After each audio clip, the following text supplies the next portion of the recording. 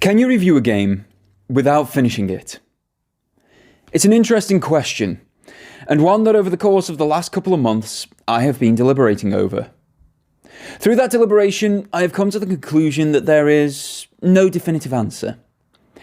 I feel that maybe a media outlet or review content creator should probably see the game through to its conclusion before offering a score or final thoughts. For me, anything prior to that is just a first impressions or a latest update piece. Of course, this thought process is in an ideal world, and there are occasions where embargoes, code delivery, or sheer size of a game mean it cannot be completed before a review is to be put out, and therefore the reviewer has no choice but to submit a review based on their current experience. But what about someone like me? I do YouTube for the pleasure of it. I currently do not make ad revenue, I have no sponsorships, and at the time of writing, not even 100 subscribers. So what would cause me, someone who can make that review at any point, want to review a game without finishing it? My name is Doragon, and this is my full review of Watch Dogs Legion.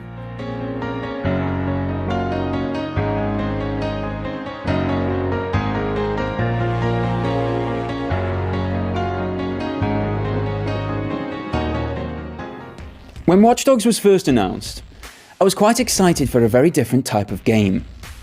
We had seen from Prince of Persia, Assassin's Creed, Beyond Good and Evil and the like, that Ubisoft could handle a new IP, usually well, and usually with a bit of class. Personally, I thought they did the same with Watch Dogs, and while it had its issues, the sequel righted many of those wrongs, just as Assassin's Creed 2 and Warrior Within did for their respective series. In those two particular franchises, the next games that were released, Brotherhood and The Two Thrones, were incredible high points, with The Two Thrones rounding out the Prince of Persia trilogy beautifully. With this track record, my expectations for the third Watch Dogs title, Legion, were high. After getting my hands on the game, however, and putting 24 hours into the title, I've now not touched it for 2 months. And according to Ubisoft Connect stats, my journey with the game has stalled at 48%. Less than halfway. So why? What has stopped me from playing the next game in a series that I adore? Let's look at why I love those first two games. You have two very different central protagonists in Aiden and Marcus. One is suffering a major depression and anger at the loss of his niece. The other wants to change the world for the better as a hacker. Both work with a small group of trusted allies and friends, and work to bring down a corrupt surveillance organisation that possibly has ties to Abstergo Industries. The games, while grounded in reality, know when to say, because video games, and implement story beats, mechanics, character progression and suspension of disbelief to further their narrative and gameplay. While there are unlockable skills in these two titles, they are tied to the narrative and not a skill tree, keeping you progressing throughout the title and maintaining that high immersion. There's a face to put to the antagonist as well as the corporate name, and good build-up, characterization and payoff throughout. They may not have the most complex stories or characters in art, but they are structured, solid, satisfying, and serve the purpose of having fun while uncovering tidbits in this Ubisoft universe. Legion, on the other hand, does none of that. First off, Legion has no protagonist. The game's setup is that you can recruit and play as anyone within London, either because they are already sympathetic to your cause, or because you do something for them that results in a you owe me type scenario. This then makes DedSec, the shady hacker group that Aiden would have nothing to do with, the organisation that Marcus joined, and a faceless entity at that, the protagonist. I was dubious about this idea before launch. I wasn't sure how it was going to work, and if the personal narrative of the first two games could be translated on top of this mechanic. But I had faith in the development team. They'd already turned out two games that I love in this franchise, so I chose to put full faith in them, and I pre-ordered the £90 complete edition. So let's break Legion down, see why I feel like I feel and why I haven't played the game in over 2 months. And let's start with narrative. Narratively, this game is tough to say whether it is good or bad. The story itself has merit. A terrorist attack is committed on London. It is blamed on DedSec, who are then hunted and purged in the wake of the attack. The main game then starts with the mission to rebuild DedSec, bring the actual terrorists and their cohorts to justice, while also ensuring those who took advantage in the aftermath also pay their dues. It's a solid setup, and the intro to the game draws you into that story well. It may only be half an hour long, but it's impactful, and it makes you want to play more. It almost reminded me of the old Assassin's Creed intros that welled up a litany of emotions within you. As an introduction to a game, and even characters I do not know, I personally thought this was very well done. After this point, however, things get a little murky. There are 4 main plots to follow throughout the game, which I suppose is meant to give the illusion of choice. But there are plot points from one story or arc that inform or start pivotal plot points from another. There are timeframes for hacking or events that you have to wait out.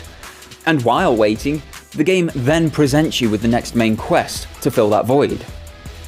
So while there are technically 4 separate plots, they play out in-game as one interlinked one. It's an odd choice, and one pulled almost directly from Assassin's Creed Odyssey, one of my all-time least favourite games, which probably marred my opinion early on. Looking at it objectively, however, it may have been better to just tell the story as a linear narrative, in a similar manner to Spider-Man PS4 or Ghost of Tsushima, and then let the player explore as and when they feel like. That way, the narrative is totally cohesive. It gives it impetus, but it still allows the required player freedom in an open-world adventure. For me though, personally, the issue started right at the beginning of the game, immediately after that great introduction. There's a cutscene after this intro that outlines London's descent over the next... I don't actually know how long. The game does likely say at some point, but I played that section 3 months ago and I can't remember. Anyhow, it explains London's descent into a police state. This cutscene is presented as a news bulletin, and it specifically and solely focuses on London. Now this I found very odd. Here in the UK, we're quite small in terms of surface area. Whatever happens in London in terms of policing, policy and politics also happens across the rest of the UK. So England, Wales, Scotland and Northern Ireland, though the latter is a bit more questionable after Brexit. Even though we do have county and country borders, these areas are not independently run in terms of laws and policies. So while a news report such as this maybe a common type bulletin in the USA or Canada, it simply would not happen here. And the measures that are imposed upon London in the wake of the terrorist attack, such as in Watch Dogs Legion, would also extend to the rest of the UK. For me as a Brit then, and all other Brits that have played this game that I've spoken to, this little cutscene immediately broke our immersion, and we're only 30 minutes into the title. This idea is then carried through the rest of the narrative, that only London needs to be freed, and that the rest of the UK is somehow completely hunky-dory. Because of this, I regularly found that the basis of that narrative was constantly breaking my immersion. Before we go further, I do want to highlight that this fact of me being British is likely to keep cropping up. Before release, the development team crowed about their accuracy to London and British life. So it's something that should definitely be analysed strongly alongside the game itself as a game. Legion is meant to represent my nationality, and I have no problem with teams from around the world creating a game based in the UK. Many have done this exceptionally well in the past. Heck, even Ubisoft did okay with Assassin's Creed Syndicate 5 years before the release of Legion. So I do feel that there is a precedent for them to represent us and our life and our culture well here. Just a bit of a side note that it may keep cropping up and be part of the analysis. The telling of the narrative is another disconnect I found with the game. It feels like rather than redesigning the narrative to fit this new play-as-anyone mechanic, the development team, or director, or a Ubisoft executive, somebody somewhere, thought it would be fine to slap a Watch Dogs narrative onto this game, written as if there was a main character, with character development and good acting.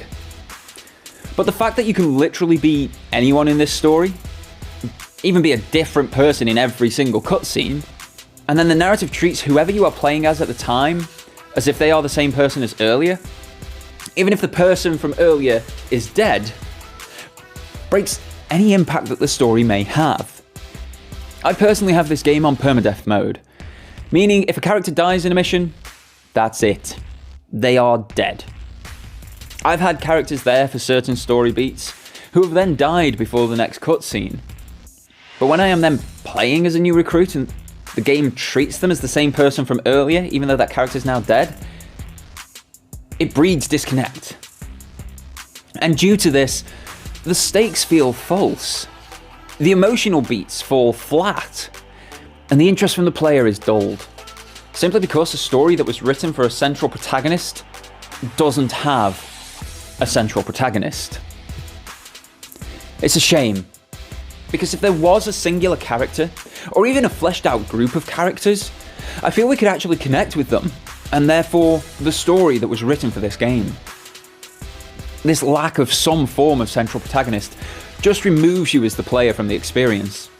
And while I do remember the odd mission from the game from a fun mechanical perspective, I couldn't tell you the specific narrative of that mission, or this title as a whole, outside of my earlier broad strokes. Now this is Ubisoft, so I wasn't exactly expecting groundbreaking or genre-defining stories. Let's be honest here, since the Desmond era of Assassin's Creed games, they're done with telling those sort of stories anyway. But enjoyable ones? Them they tend to know how to do and deliver, even now. So to get a completely forgettable narrative is just plain disappointing. I also had moments throughout my 24 hours where I couldn't place a certain feeling that I was getting with the story. And it wasn't until I was discussing the feeling with the chat in one stream that it finally hit me.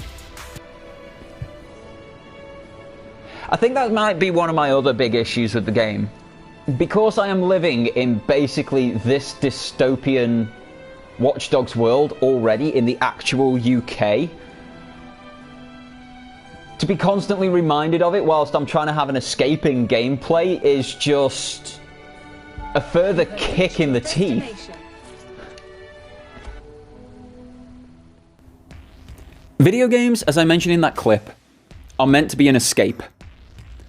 This game's writing doesn't feel like fiction with where the UK was and is with our socio-economic climate at the tail end of 2020 and the beginning of 2021. It feels like a reflection.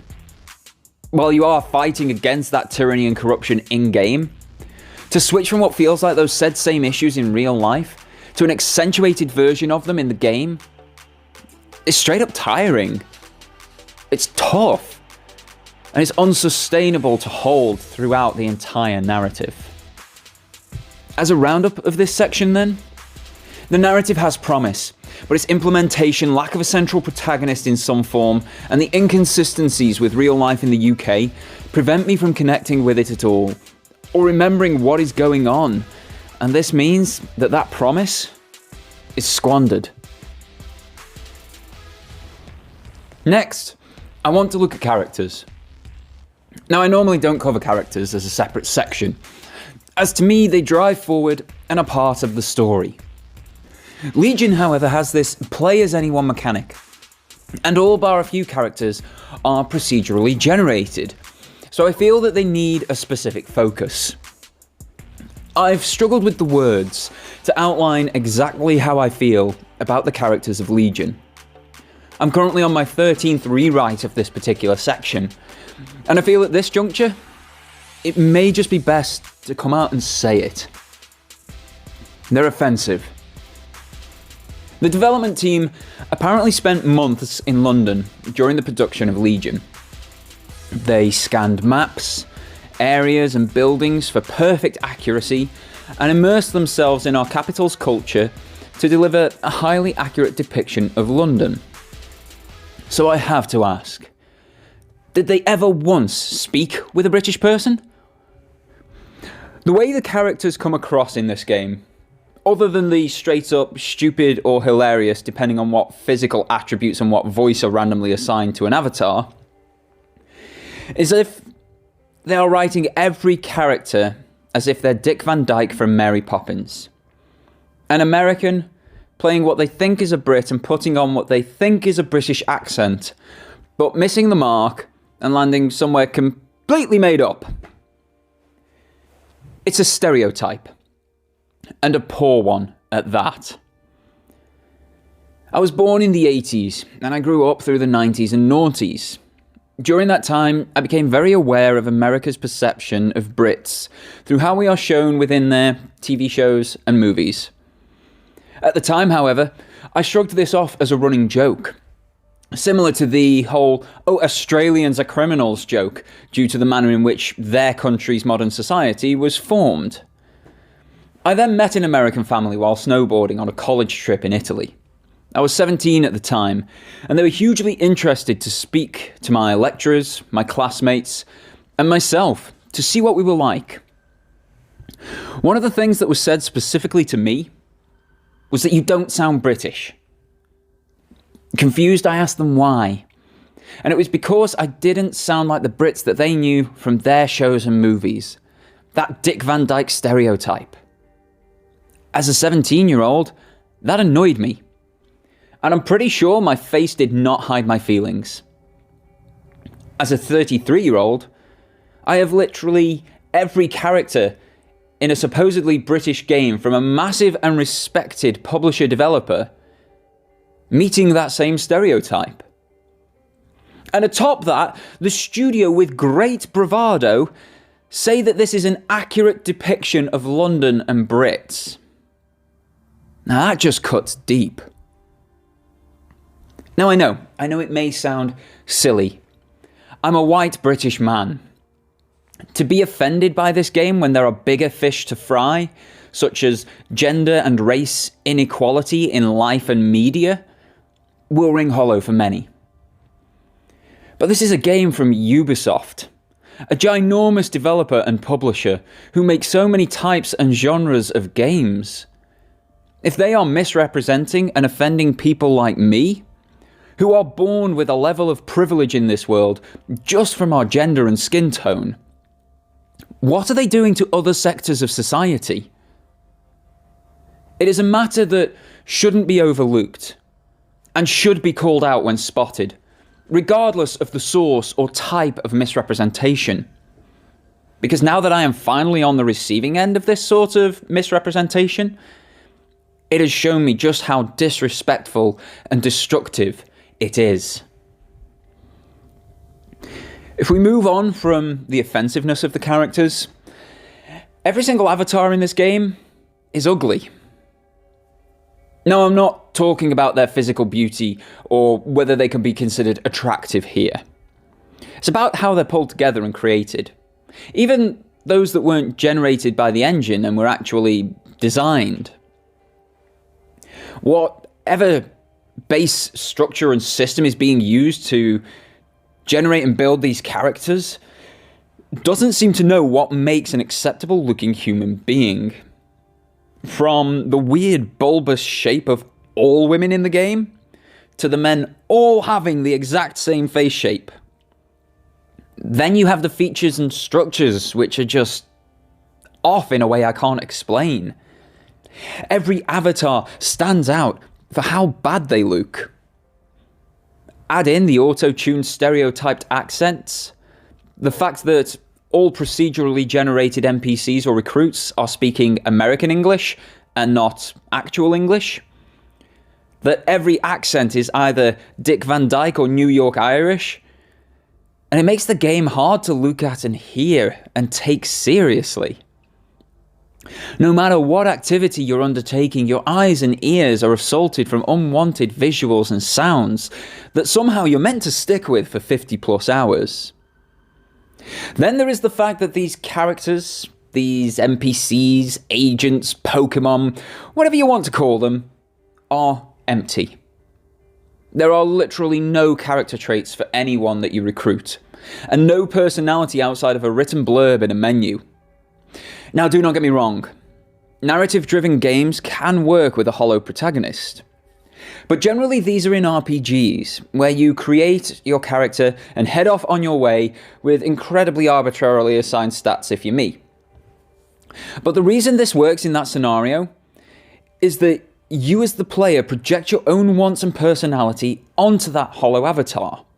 You are then playing the game as you have either decided to or would in your life.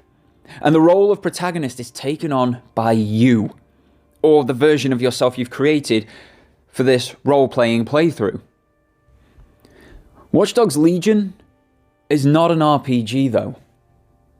It's not even an RPG light like Assassin's Creed Odyssey. There are no stats to assign to your characters, no evolution in their skill set, no skill tree, and no dialogue choices throughout the game. Legion is meant to be a narratively driven single-player experience. So to have hollow and vapid characters in cutscenes, in dialogue, in mission banter and pivotal moments, once again just detracts from the story that seems to have the ability to be good. It's just that everything else in the package seems to be stacked against it. Cutscenes, and I really do use that term loosely, are two avatars standing there and exchanging auto-tuned lines. Kinda like this. You appear to be someone interested in helping London. Ah, dead set then. Would you be willing to help me destroy my life's work? Come again? Time was, I worked in a pharmaceutical lab. To watch that for every interaction, for every cutscene bar a couple, sucks. I had one really good cutscene that I remember. It was with my ex-spy Jeremy. He was well voiced generally, he sounded almost natural. And there was motion capture in this particular scene. But at that point the game bugged while it was playing. Jeremy died and was gone forever through no fault of my own. And the scene didn't fully play out, so I don't know what happened. It was one shining moment in a sea of otherwise dreary ones, and the game decided at that moment to fail and deny me the little joys that I can gather from Watch Dogs Legion. To sum up characters then, just no.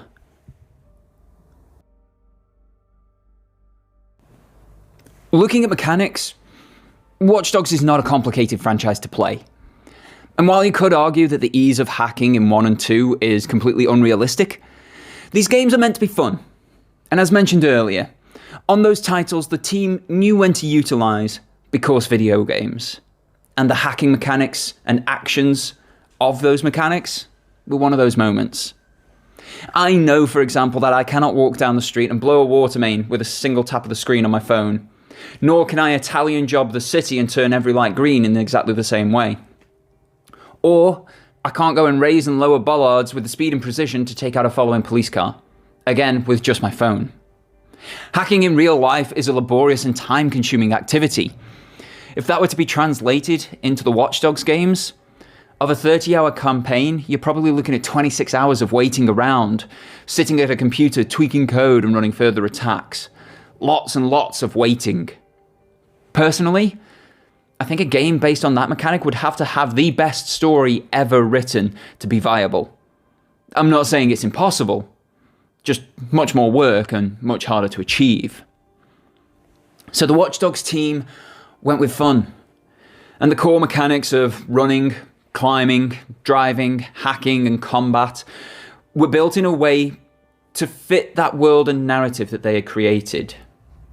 These base mechanics then transferred from Aiden to Marcus with a few improvements and personalization tweaks along the way. But Legion seems to pick and choose what it has taken from the previous titles, how it has implemented those, and what it's tried to do itself. Hacking is still a singular mobile phone button, for example.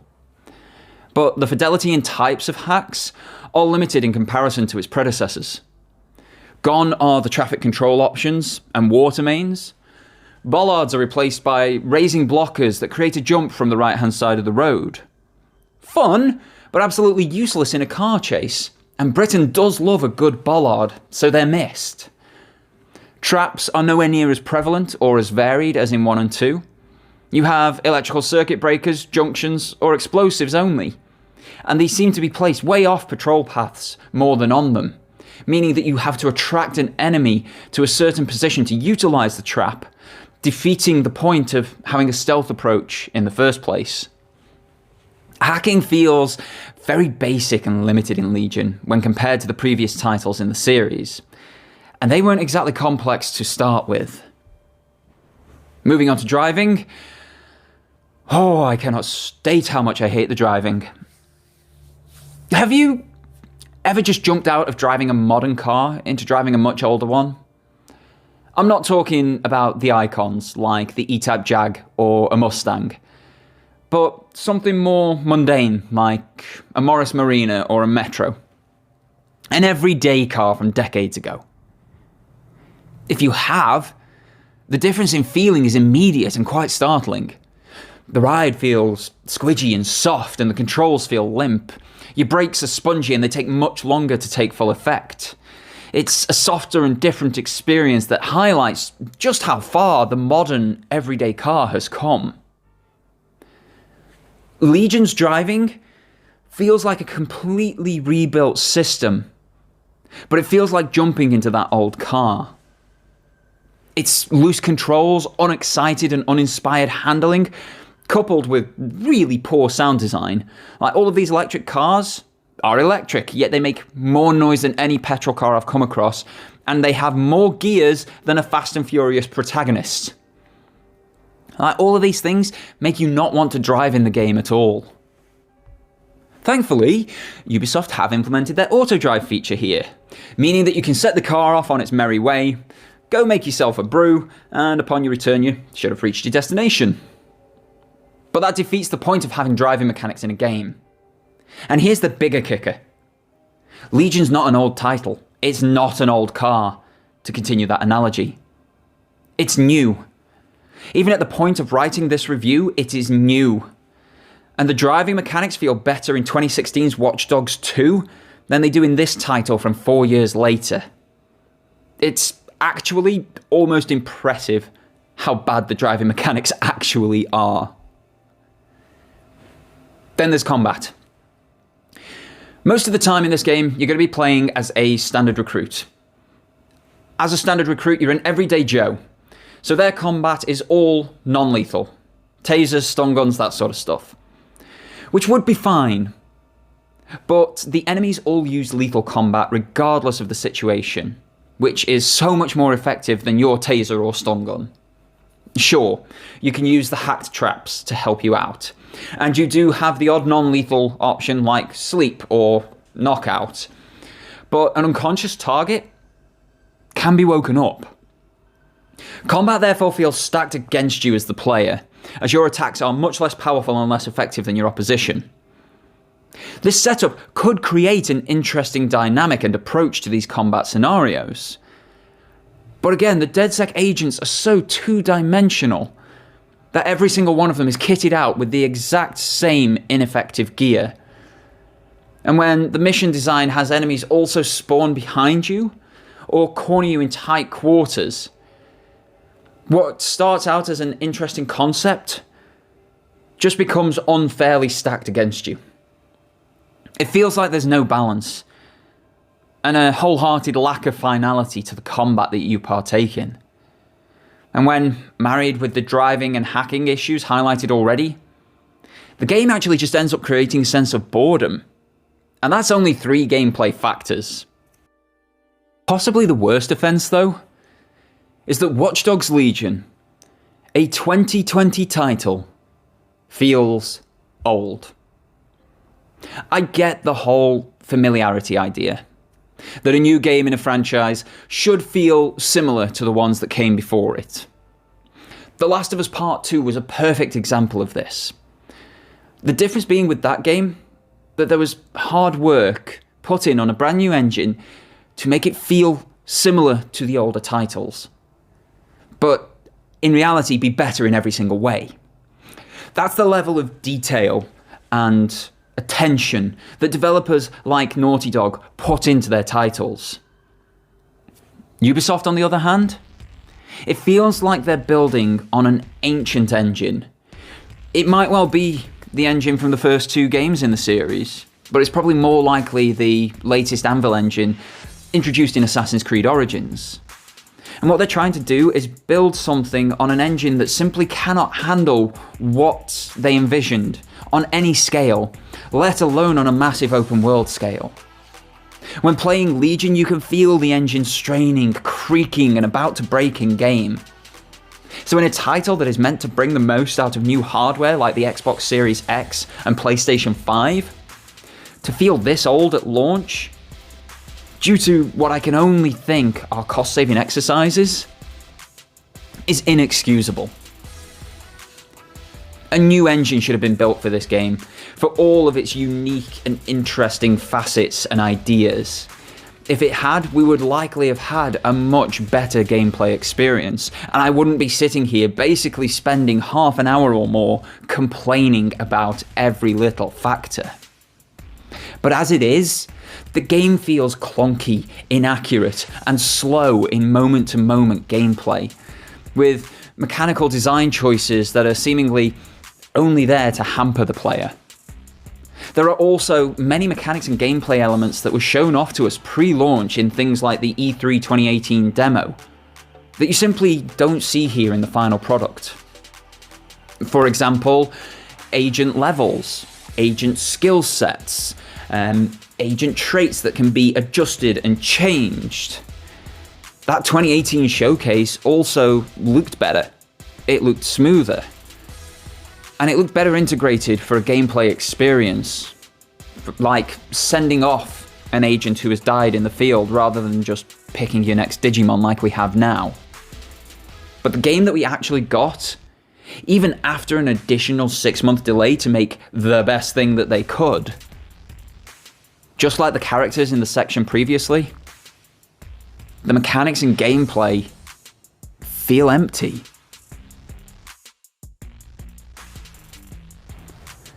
But then comes the play as anyone mechanic.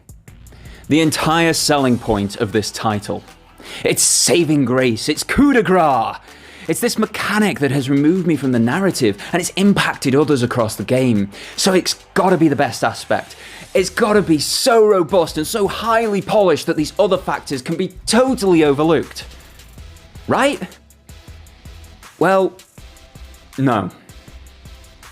We live in a world where there is an expectation to a catch-them-all type mechanic. Even if we didn't, it would still need to essentially be what we already have to be captivating as a core part of gameplay. For example, I thought that Pokemon Sword and Shield were the weakest Pokemon games to date, but I did find endless hours of enjoyment in the games still, and that was simply from the joy that the catch-them-all mechanic and completing the Pokédex brought to me. Add in the Dynamax adventures from the DLC that force you to understand typings, status conditions, defenses, and that sort of thing, and the game still has me coming back to this day, even though I do class it as the weakest in the series. With Legion then, with them adding this sort of play as anyone mechanic, which for all intents and purposes is gotta catch them all, it needs to have a similar hook to the gameplay. It needs to be equal parts collectathon and knowing how a set of skills or traits will line up to help you recruit the next player, take on the next mission, whatever the case may be. Pokemon, Temtem, Digimon and Monster Rancher all work because every monster, recruit, whatever you want to call them, that you add to your collection or team is unique. Whether that be terms of skills, stats, or effectiveness in certain situations. Legion's answer to this mechanic is once again dull. I explained in my first impressions video that this gameplay feature seemed to be let down by a design decision that confused accessibility with difficulty. But after playing 12 more hours past the point of that initial impressions video, my thoughts have definitely changed, and it's more just laziness. Previously, I mentioned that each recruit that you convince to join the cause is meant to have a set of unique skills, as is common in this sort of mechanic. Now, credit where it is due. Legion's possible recruits do all have traits and skills. But when you can see those skills, those traits, copy and pasted multiple times across different NPCs in one street, they are not at that point unique. Now, most of these skills are also completely useless, or worse, detrimental to your gameplay experience. For example, there are recruits that are prone to randomly dying. Yeah. Permadeath mode, and they randomly die, completely useless. Why would I recruit them? There are others who will randomly spend your money on clothes from the clothes shops at a whim. Now this trait I wouldn't mind so much if there was a trophy or achievement for getting every clothing item in the game, but there isn't. So again, it's useless. There are others still that are flatulent and therefore no use in stealth situation. Those that cannot run, others that cannot climb, ones who are drinkers and cannot aim, and those that are slower at hacking. These traits are copied onto so many of the generated populace of Legion that the player's anyone mechanic is completely undone by them. Because no matter how much you may want to have that freedom to play as anyone, there is no way in hell that you can with the sheer quantity and prolificness of these useless and negative traits. These characters only have one trait as well. It's not like they can be balanced out with another one. They get given one trait, and if it's useless, that is the character that is useless. Completely. I mean, there are some recruits that do have more than one trait, but they're high-level recruits. And they have a specific mission to unlock them and recruit them into DedSec. These particular missions are fun and a far cry from all of the other recruitment missions, because all of the others are basically based on Odyssey's mission design. Talk to the person you want to recruit, go do an odd job for them, go back and talk to them again. And whenever you're talking to them, it's this stationary cutscene of two people standing perfectly still, really awkwardly talking at one another. It had the ability to be amazing. It had the ability to open up the Watch Dogs world, this play as anyone mechanic. And when we saw in gameplay showcases from a couple of years back that these recruits would have different levels, different trait slots, different skill slots, it looked like it was going to be the game to succeed on a mainstream level for this franchise. But when it was delivered to our hands in 2020, all of the intrigue, all of the mechanics that would make this play as anyone ethos actually work had been removed. They were gone, nowhere to be seen. And we were left with a dull, hollow shell of what was promised to us. So let's return to my initial question. My initial two questions. Can you review a game without finishing it? Of course you can. Of course you can. Because what has caused me to want to review this game, to put together this massive essay of a video, more than anything I've ever done like this before, was the sheer letdown that Watch Dogs Legion brought to me. I love this franchise. I wanted to love this game. I put my faith in a developer because they delivered previously. And what I actually received was a whole bunch of nothing. It's not even that it's good or bad, it's just nothing.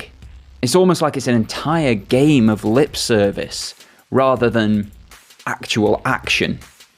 And that's probably the best way I can describe it. So what makes me stop playing a game in a series that I love?